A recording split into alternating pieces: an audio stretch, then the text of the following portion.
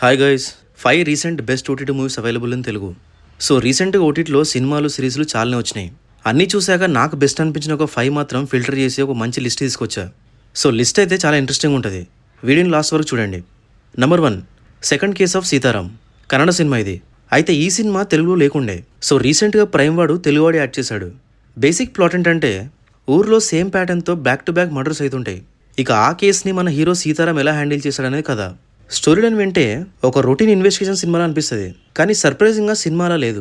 చాలా ఇంట్రెస్టింగ్గా ఉంటుంది స్క్రీన్ ప్లే. ఇంట్రెస్టింగ్ థింగ్ ఏంటంటే అసలు ఫస్ట్ హాఫ్ ఎలా అయిపోయిందో కూడా తెలియదు. దానికి రీజన్ ఏంటంటే 45 మినిట్స్కి ఇంటర్వెల్ అయిపోతుంది. ఇంకా సెకండ్ హాఫ్ అయితే చాలా గ్రిప్పింగ్గా ఉంటుంది. అన్ని డాట్స్ కనెక్ట్ చేస్తూ కొన్ని ట్విస్ట్లు రివీల్ చేయడం బాగుంటుంది సెకండ్ హాఫ్లో. సో ఇన్వెస్టిగేషన్ లవర్స్ అసలు మిస్ అవ్వకుండా చూడండి. సినిమా వచ్చేసి ప్రైమ్లో స్ట్రీమ్ అవుతుంది అండ్ 18+ కంటెంట్ ఏమిలో అందరూ చూడొచ్చు. Number 2, Lenin. మొత్తానికి అయ్యగారు లెనిన్తో హిట్ కొట్టారు. ఇప్పుడు ఈ సినిమా ఓటీటీలో స్ట్రీమ్ అవుతుంది. సో బేసిక్ స్టోరీ ఏంటంటే శ్రీరామపురం అనే విలేజ్కి మన ఆర్ఫన్ అయిన లెనిన్ వస్తాడు. అదే ఊర్లో ఒక ఫ్యామిలీతో పెరుగుతాడు. అయితే పెద్దయ్యాక మనోడు భారతిని లవ్ చేస్తాడు. బట్ ఊర్లో మనోడిని చాలా మంది వెన్నుపోటు పొడుస్తారు. ఎవరు ఎందుకు అనే సినిమాలో చూడాలి. కొత్త స్టోరీ ఏం కాదు, కానీ నరేట్ చేసిన విధానం బాగుంది. అందువల్ల సినిమా అంత ఇంట్రెస్టింగ్ అనిపించింది. ఫస్ట్ హాఫ్ కొంచెం స్లోగా వెళ్తుంటుంది, కానీ సెకండ్ హాఫ్ బాగుంది. లైక్ సినిమాలో ప్రతి క్యారెక్టర్కి గ్రే షేడ్స్ ఉంటాయి. అది సెకండ్ హాఫ్లో రివీల్ అవ్వడం అండ్ దాంతోపాటు ట్విస్ట్లు కూడా రివీల్ అవ్వడం మంచి ఇంట్రెస్టింగ్ అనిపిస్తుంది. సెకండ్ హాఫ్ కమర్షియల్ సినిమానే, బట్ ఎక్కడ కూడా ఓవర్ ద టాప్ వెళ్లకుండా మంచి ఎంగేజింగ్గా తీశారు. సో ఈ సినిమా వచ్చేసి జీ5లో స్ట్రీమ్ అవుతుంది అండ్ సినిమాలో 18+ కంటెంట్ ఏం లేదు.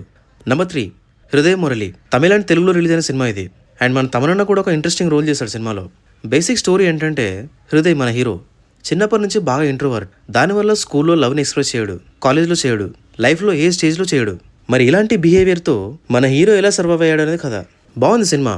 లైక్ వన్ సైడ్ లవ్, ఆ లవ్ని ఎక్స్ప్రెస్ చేయకపోవడం, ఇవి చాలామందికి ఇప్పటికి రిలేట్ అయ్యే పాయింట్స్. ఇక దీని చుట్టూ మంచి సీన్స్తో ఫన్తో అలా వెళ్తుంటుంది సినిమా. మన తమనన్న కామెడీ కూడా బాగా వర్కౌట్ అయింది. కొత్త స్టోరీ ఏం కాదు, బట్ రిలేటబుల్గా మంచి రిఫ్రెషింగ్ అనిపిస్తుంది. స్టార్టింగ్ అయితే 90s టైంలో నడుస్తుంటుంది స్టోరీ మొత్తం. అందువల్ల చూస్తున్నప్పుడు ఒక నోస్టాలజిక్ ఫీలింగ్ వస్తుంది. సో ఈ సినిమా వచ్చేసి నెట్ఫ్లిక్స్లో స్ట్రీమ్ అవుతుంది. 18+ కంటెంట్ ఏం లేదు, అందరూ చూడొచ్చు. నెంబర్ 4, వంద దేవుళ్ళు. విజయ్ ఆంటోనీ నటించిన రూరల్ డ్రామా ఇది. అయితే ఈ సినిమాని డైరెక్ట్ చేసింది బిచ్చగడ ఫిల్మ్ శశి. అందువల్ల సినిమాకి కొంచెం హైప్ ఉండే, బట్ మేకర్స్ పెద్దగా ప్రమోట్ చేయలేదు. సో ఈ సినిమా ఇప్పుడు తెలుగులో కూడా స్ట్రీమ్ అవుతుంది.